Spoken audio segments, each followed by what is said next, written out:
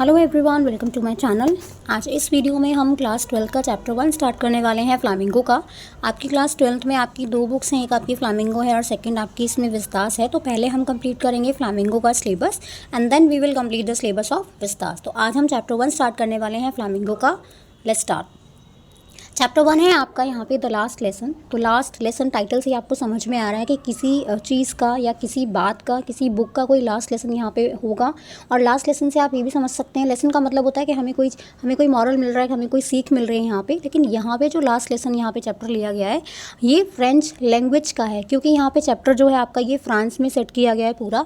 और फ्रांस में क्या था कि जब युद्ध हुआ यहाँ पे, तो फ्रांस जो है वो प्रशिया से हार जाता है। अब जब कोई हार जाएगा तो उसके पास पावर तो नहीं रहेगी, पावर किसी और के हाथों में आ जाएगी। तो यहाँ पे ऑर्डर आ जाता है कि यहाँ पे फ्रांस में लैंग्वेज कौन सी चलनी चाहिए, फ्रेंच। लेकिन यहाँ पे ऑर्डर क्या आ गया है, यहाँ पे ऑर्डर आ जाता है कि अब यहाँ पे फ्रेंच लैंग्वेज को नहीं सिखाया जाएगा, यहाँ पे जर्मन लैंग्वेज को सिखाया जाएगा। तो स्टोरी में जो नरेटर है वो एक बच्चा है जिसका नाम फ्रांस है। तो वो क्या काम करता है कि उसको बिल्कुल पढ़ना अच्छा नहीं लगता है, उसको खेलना अच्छा लगता है, लेकिन उसको फ्रेंच लैंग्वेज पढ़ना अच्छा नहीं लगता है। उसके एक टीचर होते हैं जिनका नाम है यहाँ पे एम हेमिल। तो वो लेसन पढ़ाने के लिए आते होंगे बच्चों को, ये फ्रेंच लैंग्वेज पढ़ाने के लिए आते होंगे। बट अब जब यहाँ पे ये अब आएंगे इस बार, तो ये अपना लास्ट लेसन बच्चों को देकर जाने वाले हैं। और सारे के सारे जो लोग हैं, सारे जो बच्चे हैं, इवन जो विलेज के लोग हैं यहाँ पे, इस डिस्ट्रिक्ट के जो लोग हैं सारे के सारे, वो बहुत ज़्यादा सैड हो जाते हैं, बहुत ज़्यादा डिसअपॉइंट हो जाते हैं। ठीक है, चलिए स्टार्ट करते हैं। I started for school very late that morning and was in a great dread of scolding, especially because M. Hamel had said that he would questions us on participles and I did not know the first word about them. अब देखो यहाँ पे क्या हुआ। जो narrator है वो हमें सुना रहे हैं स्टोरी। मैंने आपको बताया बच्चा है, स्कूल जाता है बच्चा, उसका नाम फ्रांस है। तो वो जब अपने स्कूल जा रहा था उसको डर था किस चीज़ का, क्यों, एक तो स्कूल के लिए लेट हो गया है, दूसरा उसको डर क्या था कि जैसे हम कभी लेट हो जाते हैं स्कूल के लिए, है ना, आप लोग कभी लेट हो जाते हैं तो आपको लगता है कि शायद हमें कोई डांट ना दे, हमें कोई जो है हमसे कोई क्वेश्चन ना पूछे। तो यहाँ पर ये बच्चा लेट हो जाता है और इसको सबसे ज़्यादा डर लगता है अपने टीचर एम हेमल से, जिन्होंने इनको लास्ट डे, प्रीवियस डे इनको होमवर्क दिया था कि वो पार्टिसिपल्स पे कुछ क्वेश्चंस पूछेंगे। लेकिन फ्रांस तो पढ़ के ही नहीं आया, उसको कुछ भी नहीं पता था वहाँ पे, है ना, उसको एक वर्ड नहीं पता था। तो इसलिए वो बहुत ज़्यादा डरा हुआ होता है कि अब मैं जाऊँगा, मुझसे क्वेश्चंस पूछे जाएंगे तो मुझे डांट लगेगी यहाँ पे, right. For a moment I thought of running away and spending the day out of door. It was so warm, so bright. The birds were chirping at the edge of the woods, and in the open field back of the sawmill, the Prussian soldiers were drilling. अब यहाँ पे France जो था उसके दिमाग में कुछ चल तो रहा होगा पक्का, है ना। तो वो सोचता है काम करता हूँ, स्कूल ही नहीं जाता हूँ, स्कूल मिस कर देता हूँ, है ना। और अपना जो पूरा का पूरा दिन है वो अच्छा वेदर था वहाँ पे, बिल्कुल ब्राइट वेदर था। तो सोचता है कि मैं काम करता हूँ यहाँ पे, एंजॉय करूँगा, जब छुट्टी का टाइम होगा तो अपने घर चला जाऊँगा। तो वहाँ पे वो हमें बता रहा है कि वहाँ पे क्या हो रहा है। वहाँ पे बर्ड जो है वो चहचहा रही हैं पेड़ों पे, वहाँ पे जो प्रशियन सोल्जर है वो काम कर रहे होंगे अपना, है ना। तो वहाँ पे मशीन्स की जो है वो आवाज़ आ रही है, ड्रिलिंग की आवाज़ आ रही है, वहाँ पे कोई भी सुन सकता था वहाँ पे। It was all much more tempting than the rule for participle, but I had the strength to resist and hurried off to the school. अब ये जो सारी चीज़ें उसको यहाँ पे दिखाई दी है ना, कि जब वो चिड़िया को देखता है, यहाँ पे बाहर का मौसम देखता है, तो वो बहुत अट्रैक्ट हो जाता है उससे, सोचता है कि काम करता हूँ यहीं पे रुक जाता हूँ, क्योंकि उसको पार्टिसिपल्स के बारे में तो कुछ भी पता नहीं था। लेकिन वो क्या करता है, वो डिसाइड करता है, मतलब कंट्रोल करता है अपने इस अट्रैक्शन को, और फाइनली क्या डिसाइड करता है कि नहीं, मैं स्कूल ही चला जाता हूँ, कोई बात नहीं, जो होगा ठीक है देखेंगे। When I pass the town, there was a crowd in front of the bulletin board. For the last 2 years, all our bad news had come from there. The lost battles, the draft, the orders of the commanding officer, and I thought to myself, without stopping, what can be the matter now? तो जब ये जा रहा है तो रास्ते में इसको एक बुलेटिन बोर्ड दिखाई पड़ता है। बुलेटिन बोर्ड क्या होता है, आपकी नॉर्मल भाषा में आपको बताऊँ, बिल्कुल सिंपल एकदम, जैसे आप समझ लेंगे नोटिस बोर्ड, ठीक है, जिस पे कोई भी इन्फॉर्मेशन लगा दी है कि सारा पब्लिक, जितनी भी पब्लिक है वो इसको आसानी से पढ़ लेगी। तो जैसे फ्रांस वहाँ से जा रहा था तो बहुत ज़्यादा भीड़ इकट्ठा थी नोटिस बोर्ड के पास में। तो अब तक जो भी न्यूज़ उन्होंने पढ़ी हैं, जितनी भी बुरी न्यूज़ वहाँ पे आती थी कि जो भी अच्छा नहीं हुआ वहाँ पे, वो सारी न्यूज़ वहाँ पे लगा दी जाती थी, है ना। तो वो समझ जाता है कि यहाँ पे कोई ना कोई ऐसी बात तो लगी होगी, अगर वो युद्ध हार गए हैं तो लग जाएगा वहाँ पे, या कोई और इन्फॉर्मेशन वहाँ पे देनी है, कोई ऑर्डर आ रहा है, कमांडिंग ऑफिसर कोई ऑर्डर वहाँ पे पास कर रहे हैं, तो वो सारी चीज़ें भी यहाँ पर आ जाती थी इस बोर्ड पे, बुलेटिन बोर्ड पे। तो सारे लोग वहाँ से आसानी से इसको पढ़ लिया करते थे और आपस में उस इन्फॉर्मेशन को कम्युनिकेट कर दिया करते थे, आगे उनको बता दिया करते थे जो लोग अब नोटिस बोर्ड नहीं पढ़ते थे। अब फ्रांस जो है वहाँ से वो जा रहा है अपने स्कूल के लिए, और उसके माइंड में बस ये चल रहा है कि उस बोर्ड पर क्या न्यूज़ है। उसने पढ़ा नहीं अभी, है ना, लेकिन वो सोच रहा है अपने माइंड में कि उस बोर्ड पर क्या न्यूज़ है, मतलब ऐसी क्या न्यूज़ है कि इतना ज़्यादा भीड़ इकट्ठा है वहाँ पर। नेक्स्ट पढ़ते हैं। Then, as I hurried by as fast as I could go, the blacksmith washer, who was there with his apprentice reading the bulletin, called after me, "Don't go so fast, Bub. You will get to your school in plenty of time." I thought he was making fun of me and reached M. Hammel's little garden all out of breath. अब देखो क्या हुआ, जब ये यहाँ से जा रहा था फ्रांस जो था, तो जल्दी जल्दी जा रहा था क्योंकि वो लेट हो रहा था पहले से ही। तो वहाँ पे ब्लैक स्मिथ था जो भी उस बुलेटिन बोर्ड को पढ़ रहा था, तो उसने देखा कि ये यहाँ पे जा रहा है। तो वो क्या काम करता है, उसका ट्रेनी भी साथ में होता है, अप्रेंटिस का मतलब एक ट्रेनी, तो उसके साथ में उसका ट्रेनी भी होता है। तो वो फ्रांस जब जाता रहता है तो उसको आवाज़ लगा के बोलता है कि इतना जल्दी जाने की तुम्हें नीड नहीं है, तुम्हारे पास बहुत टाइम है, तुम आराम से स्कूल जो है वो पहुँच जाओगे। अब फ्रांस सोचता है कि ये ब्लैक स्मिथ शायद मेरा मजाक बना रहा है, क्योंकि मैं तो पहले से लेट हूँ स्कूल के लिए, तो ये पक्का मेरा मजाक बना रहा है।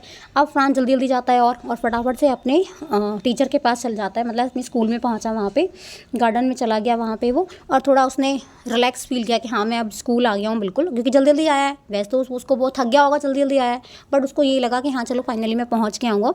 अब देखते हैं आगे क्या हुआ। Usually, when school began, there was a great bustle, which could be heard out in the street. The opening and closing of desks, lessons repeated in unison, very loud, with our hand over our ears to understand better, and the teacher's great ruler rapping on the table. जब वो वहाँ पे गया तो France जो है वो वहाँ का फिर से हमें जो है पूरा सीन बता रहा है। यहाँ पे वो कहता है कि वैसे तो नॉर्मली वहाँ पे बहुत आवाज़ होती है जब क्लासरूम में के बाहर जाएंगे, बच्चे शोर करेंगे, है ना, और डेस्क को इधर उधर क्लास में जो फर्नीचर लगा हुआ है इसको मूव करने की आवाज़ आती रहती है, बच्चे अपने लेसन जो है वो रिपीट करते रहते हैं। जो टीचर है वो अपने हाथ में रूलर का स्केल रखते हैं और जिसको वो टेबल पे ऐसे मारते रहते हैं ना, स्ट्राइक करते रहते हैं। बट अब देखो यहाँ पे क्या हुआ, ये सारी चीज़ें वो बता रहा है कि यहाँ पे कैसा होता है, but now it was all so still. लेकिन ऐसा कुछ भी नहीं था आज बिल्कुल स्टिलनेस थी वहाँ पे। I had counted on the commotion to get to my desk without being seen, but of course that day everything had to be as quiet as Sunday morning. तो वो बताता है कि नॉर्मल जो डे था उसने बता दिया यहाँ पे, लेकिन आज बिल्कुल भी साउंड नहीं आ रहा था, बिल्कुल शांति थी वहाँ पे, और ऐसा लग रहा है जैसे स्कूल बंद हो। संडे के टाइम में कोई स्कूल नहीं जाता है तो बिल्कुल शांति मिलती है वहाँ पे, तो इसको लगता है कि ऐसा लग रहा है जैसे संडे की मॉर्निंग को बिल्कुल। तो फ्रांस जो था वो प्लान करके तो आता है सारी चीज़ों को, ठीक है। अब वो क्लास में पहुंचा, वहाँ पे क्लास में पहुंचा और वो सोचता है कि मैं बिना नोटिस करे, मतलब जैसे बच्चे कभी बाहर निकलते हैं क्लास के और वो बिना टीचर के अटेंशन में आए वो क्या करते हैं, क्लास में एंट्री करके या क्लास से बाहर निकल गए, तो वो जो है जाता है, सोचता है कि मैं बिना नोटिस करे वहाँ पे बैठ जाऊँगा, और लेकिन ऐसा पॉसिबल तो होता नहीं है ना, मोस्टली टीचर्स आपको देख ही लेते हैं। तो वो गया क्लास में वहाँ पे।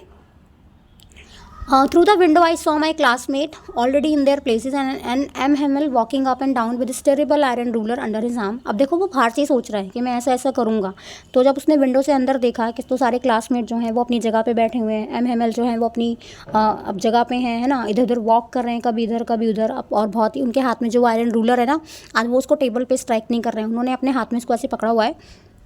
France peeped, 1 second. उसके बाद देखो यहाँ पे क्या क्या कहते हैं वो, I had to open the door and go in before everybody, you can imagine how I blushed and how frightened I was. अब उसने डोर ओपन किया क्लास में जाने के लिए और सबके सामने उसको जाना था, तो जैसे हम लेट हो जाते हैं कभी कहीं पे हमें जाना है, सडनली हम वहाँ पे चले जाएँ तो सब लोग हमें ऐसे देखते हैं कि पता नहीं हमने क्या कर दिया। तो वहाँ पे वो गया और उसको बहुत शर्म आती है और बहुत डरा हुआ भी होता है वो वहाँ पे। वो पहुँच गया लेकिन बट नथिंग हैपन, लेकिन कुछ भी नहीं हुआ वहाँ पे। Ma'am Hamel saw me and said very kindly, teacher ने उसको देखा फ्रांस को और बहुत ही काइंडली उसको बोला, go to your place quickly, जल्दी से अपनी सीट पर जाके जो है तुम बैठ जाओ। Little Franz we were beginning without you, वो कहता है कि हम तो तुम्हारे बिना ही चैप्टर स्टार्ट करने वाले थे जो वो क्लास में पढ़ाने वाले होंगे। अब फ्रांस पहुंच गया है वहाँ पे। I jumped over the bench and sat down at my desk, not till then when I had got a little over my fright did I see that our teacher had on his beautiful green coat, his frilled shirt and the little black silk cap all embroidered that he never wore except on inspection and prize days. अब France जो था वो जल्दी जल्दी अपनी seat पे गया।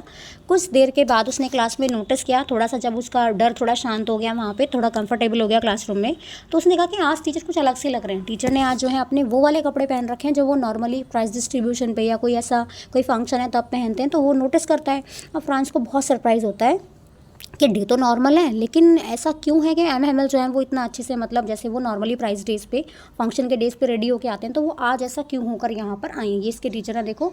Beside the whole school seemed so strange and solemn, but the thing that surprised me most was to see on the back benches that were always empty the village people sitting quietly like ourselves.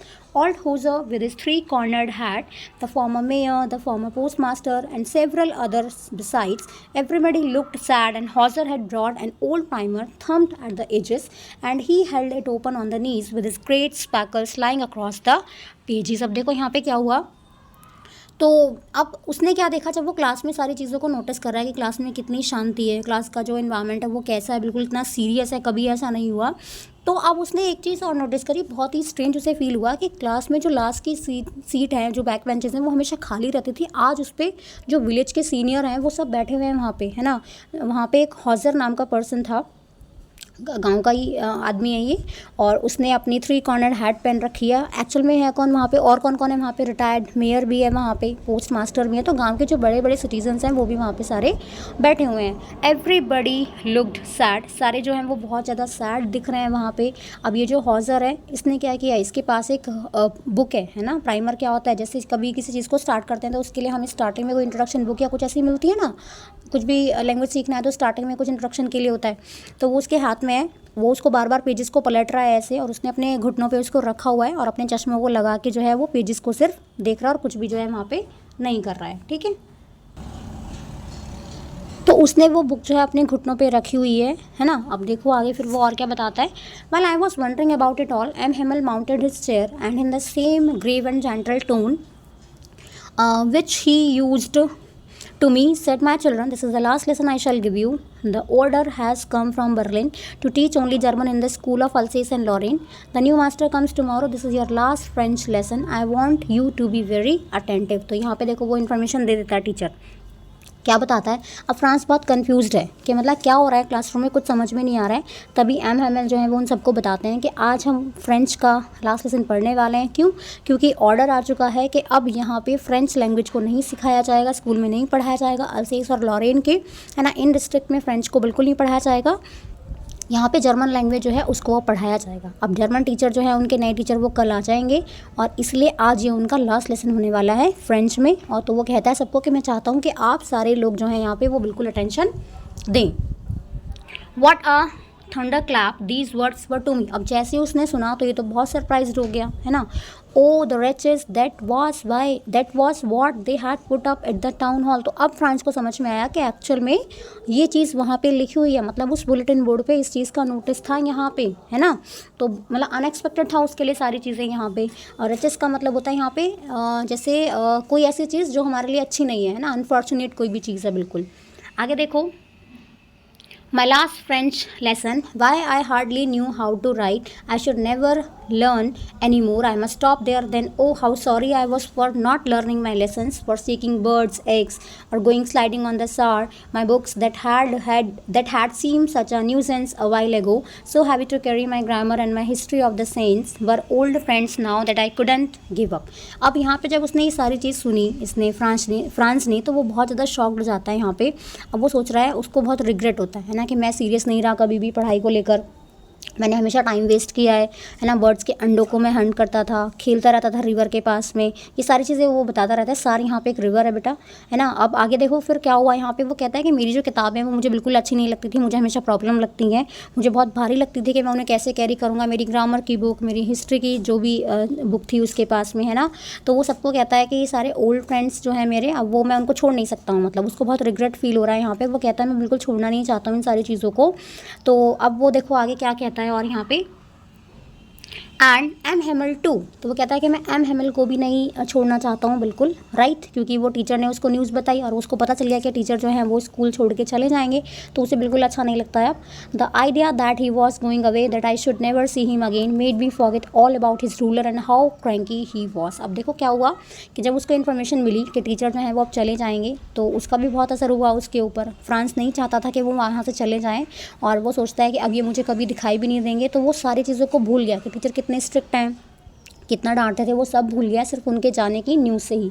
Poor man, it was in honour of this last lesson that he had put on his fine Sunday cloth and now I understood. अब उसको समझ में आएगा कि उसके teacher जो है वो ऐसे तैयार होके या मतलब इतना जो है वो अपने अच्छे ओकेजन्स वाले जो भी ड्रेसेस हैं वो पहन के क्यों आया है वहाँ पे। तो फ्रांस को समझ में आ गया, फ्रांस को वो कहता है कि एम हेमेल ने कपड़े इसलिए पहन रखे हैं कि वो अपने लास्ट लेसन को ऑनर देना चाह रहे हैं यहाँ पे। और उसको ये भी रियलाइज़ होता है कि यहाँ पे जो गाँव के लोग हैं सारे विलेज मैन जो हैं यहाँ पे वो भी क्यों यहाँ पे बैठे हुए हैं। Why the old man of the village were sitting there in the back of the room, classroom में पीछे वाली सीट्स पे जो विलेज मैन है वो यहाँ पे क्यों बैठे हुए हैं। It was because they were sorry too that they had not gone to school more. तो उसको वो समझ जाता है कि ये लोग भी ना बहुत रिग्रेट फील कर रहे हैं, इनको भी बिल्कुल अच्छा नहीं लग रहा है कि वो कभी भी इस लैंग्वेज को नहीं सीख पाए हैं, कभी स्कूल नहीं जा पाएंगे अब आने वाले टाइम में। It was their way of thanking our master for his 40 year of faithful service and of showing the respect for the country that was theirs no more. तो वो समझ जाता है कि ये सारे लोग इनको ऑनर देने के लिए यहाँ पे आए हैं। 40 साल तक एमएमएल ने वहाँ पे पढ़ाया है as a teacher, French language जो है लोगों को वहाँ पे सिखाई है। तो वो भी उसको रेस्पेक्ट देना चाहते हैं, अपनी कंट्री के लिए रेस्पेक्ट शो कर रहे हैं यहाँ पे। लेकिन वो सैड भी है यहाँ पे क्योंकि वो अपनी मदर टंग जो उनकी लैंग्वेज है फ्रेंच उसको अब यहाँ पे नहीं सिखाया जाने वाला है यहाँ पे। While I was thinking all of this I heard my name called, it was my turn to recite. अब जब वो सारी चीज़ें सोच रहा था तभी उसको जो है आवाज़ आई है ना, और वो आवाज़ किसने, टीचर ने जो है फ्रांस का नाम लिया और उसको बोला कि जो टॉपिक उसको दिया था पार्टिसिपल का वो उसको रिसाइट करे यहाँ पे, ठीक है। What would I not have given to be able to say that dreadful rule for the participle all through very loud and clear and without an one mistake, but I got mixed up on the first word and stood there holding on to my desk, my heart beating and not daring to look up. अब देखो क्या हुआ, जैसी क्योंकि इस news से वो बहुत ज़्यादा शॉक में चला गया जो फ्रांस था है ना, वो बहुत ज़्यादा ईगर था कि मैं पढ़ूंगा और ज़्यादा मुझे पढ़ना है ये, बट वो बहुत डेस्परेट भी हो जाता है। अब उसने क्या किया, अपना टॉपिक रिसाइट करना शुरू किया, एक ही बार में जो है वन शॉट में जो है उसने बोलना स्टार्ट किया, बिना किसी मिस्टेक के उसने बोलने की कोशिश करी अपने टीचर को खुश करने के लिए है ना। अब उसकी जो जब वो ऐसे बोल रहा था ना तो उसकी बातों से रिफ्लेक्ट हो रहा था कि हाँ वो भी बहुत ज़्यादा यहाँ पे सैड है। जैसे ही वो बोल रहा था सारी चीज़ें मिक्सअप हो गई हैं। फ्रांस जो था उसको पता तो था नहीं कि क्या लेसन है यहाँ पे, तो वो कंफ्यूज हो जाता है और थोड़ी देर के बाद कोशिश तो करता है बोलने की, बट वो चुपचाप फिर खड़ा हो जाता है, उसको नहीं समझ में आता है क्या बोलना है। उसका दिल जो है वो बहुत तेज़ धड़कने लगता है, उसको बहुत शर्म फील होती है, एम्बेरस्ड फील करता है वो बहुत ज़्यादा। अब उसके अंदर इतनी हिम्मत नहीं होती है कि वो अपने टीचर को ऐसे फेस यहाँ पे कर सके। I heard M Hamel say to me, I wouldn't scold you, I won't scold you little France, you must feel bad enough, see how it is, every day we have said to ourselves, bah, I have plenty of time, I will learn it tomorrow, and now you see where we have come out। तो teacher उसको बताते हैं, समझाते हैं, France को कहते हैं कि मैं तुम्हें डांटूंगा नहीं यहाँ पे, क्योंकि अपनी गलती का उसको खुद ही रियलाइज कर लेता है जो फ्रांस होता है। वो कहता है कि हम क्या काम करते हैं, हम चीज़ों को जो है डिले करने के बारे में सोचते रहते हैं कि हम ये, तो अपनी गलती का उसको रियलाइज़ तो हो जाता है। तो वो उसको बताते हैं कि तुम क्या करते हो, तुम हमेशा कहते हो, या हमारी सबकी गलतियाँ रहती हैं, हम कहते हैं हमारे पास बहुत टाइम है, हमारे पास बहुत टाइम है, हम कल सीख लेंगे, हम कल पढ़ लेंगे, बट देखो क्या हो गया है ना, हम किस जगह पे पहुंच गए हैं कि हमारे पास टाइम नहीं है और सारी चीज़ें ख़त्म होने वाली हैं यहाँ पे, ठीक है। अब वो आगे और क्या बताते हैं, that is the great trouble with Alsace. तो अल्सीज के साथ अल्सीज में भी यही हुआ वहाँ पे। She puts off learning till tomorrow, now those fellows out there will have the right to say to you, how is it you pretend to be Frenchman and yet you can neither speak or nor write your own language, but you are not the worst, poor little France, we have all a great deal to reapproach ourselves with। तो यहाँ पे वो उसको बताते हैं, एमहेमल क्या कहते हैं कि सारे जो लोग हैं अल्सीज के है ना उनको ही ब्लेम किया जाना चाहिए, क्योंकि कोई भी सीरियस नहीं था अपनी पढ़ाई को लेकर, किसी ने सीखने की कोशिश नहीं की। वो उसको बताते हैं कि वो जो एनिमीज़ कौन, प्रशियंस है ना, क्योंकि वॉर हुआ उस टाइम पे, तो कहते हैं कि वो हंसेंगे हम सब पे और वो ये कहेंगे कि देखो ये सारे फ्रेंच मैन हैं जो अपनी खुद की लैंग्वेज को लिख नहीं सकते हैं, उसे पढ़ नहीं सकते हैं, बोल नहीं सकते हैं। और वो ये भी कहते हैं फ्रांस को कि तुम्हें गिल्टी फील करने की ज़रूरत नहीं, क्योंकि तुम्हारी गलती नहीं है, सबकी गलती है यहाँ पे। ओके, आगे देखो, your parents were not anxious enough to have you learn, they preferred you put you to work on a farm or at the mills so as to have a little more money, and I have been to blame also. Have I not often sent you to water my flowers instead of learning your lessons, and when I wanted to go fishing did I not just give you a holiday। तो अब सारी यहाँ पे गलतियाँ बता रहे हैं जो एमहेमल है। वो कहते हैं कि तुम्हारे जो पेरेंट्स हैं उनको कोई ऐसे इंटरेस्ट नहीं है है ना, कि वो पढ़ लिख लेगा, कुछ कर लेगा, क्योंकि वो तो काम करने के लिए काम करना कराना चाहते हैं, तो कहीं भी काम कर लेगा, किसी फार्म पे किसी मिल पे काम कर लेगा, थोड़े बहुत पैसे मिल जाएंगे उसको। और वो कहता है कि एज ए टीचर मेरी भी गलती है यहाँ पे, क्योंकि मैंने तो कभी पढ़ाने में तुम्हें इतना ज़्यादा ध्यान नहीं दिया ऐसे, और मैं जो है तुम्हें काम बताता था कि वाटर प्लांट्स जो है उनको पानी देकर आ जाओ, और कभी कभी मैं तुम्हारी छुट्टी कर देता था जब मुझे फ़िशिंग के लिए जाना होता था यहाँ पे। तो वो सारी जो फॉल्ट्स हैं, जो मिस्टेक्स हैं, उनको यहाँ पे याद कर रहे हैं। नेक्स्ट है यहाँ पे, then from one thing to another M Hamel went on to talk of the French language, saying that it was the most beautiful language in the world, the clearest, देखो फ्रांस का यहाँ पे आपको map दिया हुआ ये वाला, language in the world, the clearest, the most logical, that we must guard it among us and never forget it, because when a people are enslaved, as long as they hold fast to their language, it is as if they had the key to their prison. तो यहाँ पे वो बताते हैं जो M Hemal है कि वो अपनी मदर टंग यानी कि जो फ्रेंच लैंग्वेज इसको बहुत प्रेज़ करते हैं, कहते हैं कि बहुत ही ब्यूटीफुल लैंग्वेज है, बहुत ही क्लियर लैंग्वेज है पूरे वर्ल्ड में। और वो क्लास को ये भी बताते हैं कि हमें अपनी लैंग्वेज को प्रोटेक्ट करना चाहिए, है ना। और यही एक तरीका है जब हम अपने आप को फ्री कर सकते हैं स्लेवरी से। स्लेवरी में क्या होता है कि हम किसी और पर्सन के कंट्रोल में रहते हैं पूरा, जैसा वो हमें कहता है हमें वैसा काम करना होता है। तो अगर हमें हमारी लैंग्वेज पता है, हमें हमारी मदर टंग पता है, तो कोई भी हमें एनस्लेव नहीं कर सकता है। और वो कहते हैं यहाँ पे कि हमारी जो मदर टंग है वो हमारे लिए एज ए टूल काम करेगा, एज ए वेपन हमारे लिए काम करेगा, अगर हम डोमिनेशन से बचना चाहते हैं कि कोई हमारे ऊपर डोमिनेशन ना करे। आगे देखो फिर यहाँ पे क्या वो बताते हैं, then he open a grammar and read us our lesson, I was amazed to see how well I understood it, all he said seemed so easy I think too, that I never listened so carefully, and that he had never explained everything with so much patience. It seemed almost as if the poor man wanted to give us all he knew before going away, and to put it all into our heads at one stroke. अब देखो यहाँ पे क्या हुआ, teacher जो है वो lesson पढ़ाना स्टार्ट करते हैं ग्रामर में। तो उस दिन फ्रांस जो था वो बहुत सरप्राइज था, उसको सारी चीज़ें बहुत आसानी से समझ में आ रही हैं, बहुत क्लियरली समझ जा रहा है। उसको लगता है कि लैंग्वेज तो बहुत आसान है, एम हेमल भी इतना अच्छे से पढ़ा रहे हैं, उन्होंने आज तक कभी ऐसे नहीं पढ़ाया होगा, इतना पेशेंस के साथ में वो पढ़ा रहे हैं। और फ्रांस जो है वो बहुत अटेंटिव फील करता है जब वो पढ़ता रहता है। उसको लगता है वो मतलब ऐसा फील करता है कि जो टीचर हैं वो ये चाहते हैं कि वो जितना भी उनको आता है, जो सारी की सारी नॉलेज है, वो आज ही सबको देकर चले जाएंगे, क्योंकि उसके बाद उनको कोई भी चांस नहीं मिलने वाला ऐसा करने का। After the grammar we had a lesson in writing, that day M Hamel had new copies for us written in a beautiful round hand, France Alsace. अब देखो क्या किया, एम हेमल जो है पढ़ा रहे थे ग्रामर के बाद, तो उन्होंने एक लेसन दिया राइटिंग में लिखने के लिए। एम हेमल ने क्लास को नई नोटबुक दी जो वो लेकर आए थे, और उसमें क्या लिखा हुआ था, फ्रांस अल्सेस जो है उसमें लिखा हुआ था, they looked like little flag floating everywhere in the school room hung from the road at the top of our desk. You ought to have seen how everyone set to work and how quiet it was. The only sound was the scratching of the pens over the paper. France क्या feel करता है कि वहाँ पे जो है patriotism की जो फीलिंग है वो सब लोगों में है उस टाइम पे। क्लासरूम में नोटबुक जो है वो बिल्कुल फ्लैग जैसे दिख रहे हैं फ्रांस के, और सारे में फ्लोट कर रहे हैं, ऐसा उसको फील हो रहा है। पूरी जो क्लास है वो बिजी है लिखने में, वहाँ कोई साउंड नहीं आ रहा है, सिर्फ पेपर पे लिखने की जो आवाज़ है, पेन से जो वो लोग लिख रहे हैं ना, बस वही पेपर पे चलने की आवाज़ आ रही है वहाँ पे। Once some beetles flew in, but nobody paid any attention to them, not even the littlest ones who worked right on tracing their fish hooks as if that was French too. अब यहाँ पे क्या हुआ, और तो वहाँ पे अगर कुछ मस्कीटो, कुछ बीटल्स वगैरह भी आ रहे हैं तो कोई इस पर ध्यान नहीं रहा, कोई पैनिक नहीं हो रहा बिल्कुल भी। राइटर जो है यहाँ पे वो क्या कहना चाहते हैं कि जो वहाँ पे पीजेंट्स वगैरह बैठे हैं, जो बर्ड्स वगैरह वहाँ पे बैठी होंगी, वो भी वहाँ पे जो है जो आपकी पीजेंट्स वगैरह वहाँ रूप वगैरह पे बैठे हैं क्लासरूम के, तो वो कहना है कि वो भी एक तरह से स्टूडेंट ही उनको बोल रहे हैं, क्योंकि वो भी यहाँ पे सुन तो रहे हैं ना, सीख रहे हैं वहाँ पे।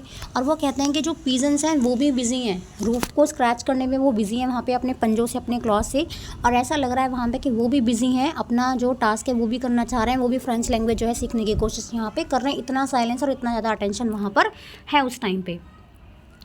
आगे देखते हैं, on the roof of the pigeons cooed very low and I thought to myself will they make them sing in German even the pigeons. अब देखो यहाँ पे एम हेमल क्या कह रहे हैं, है ना, फ्रांस कह रहे होंगे या एम हेमल कह रहे हैं यहाँ पे कि जो पिजन्स है वो साउंड कर रहे हैं, और क्लास में सुना जा सकता था उस साउंड को। फ्रांस ही सोच रहा है यहाँ पे देखो, है ना। तो फ्रांस को बहुत सरप्राइज़ होता है, वो कहता है कि क्या प्रशियन जो है वो पीजेंट्स को भी फोर्स कर सकते हैं कि वो अपनी लैंग्वेज को चेंज कर लें, और जो वो अपना साउंड करते हैं कू, उसको फ्रेंच में ना करके वो जर्मन में ऐसे बोल दें, क्या ऐसा पॉसिबल है? नहीं ना।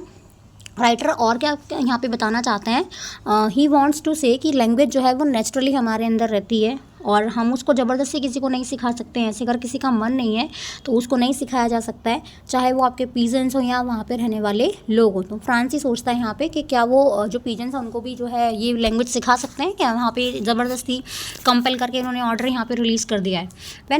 When ever I looked up from my writing I saw M Hamel sitting motionless in his chair and gazing first at one thing then at another, as if he wanted to fix in his mind just how everything looked in that little school room.